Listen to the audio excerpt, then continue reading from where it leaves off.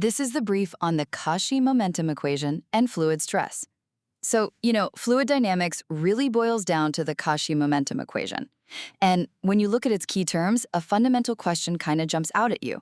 What's the difference between a bunch of separate, non-interacting particles and a true cohesive fluid flow? Well, first, let's think about the simplest case, the zero stress model. Here, particles they don't care about their neighbors at all. Think of it like a cloud of dust. Their movement is controlled only by gravity, just like a single object falling. So streams of this fluid could literally pass right through each other without causing a single ripple.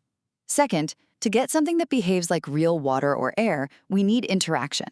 This brings us to the absolutely crucial idea of internal stress. This is the cohesion factor. See, without it, you don't have any internal forces, and you're right back to just individual particle movement. It's what defines a true fluid. And finally, what makes that interaction actually happen? Well, that's the pressure gradient. As soon as you introduce simple pressure, high-pressure areas start pushing the fluid into low-pressure areas. You can actually see this when streams collide and deflect. That scattering transforms those independent movements into a real interacting fluid flow. So that shift from zero stress to introducing a pressure gradient shows you exactly how individual motion becomes the cohesive interacting behavior we recognize as fluid dynamics.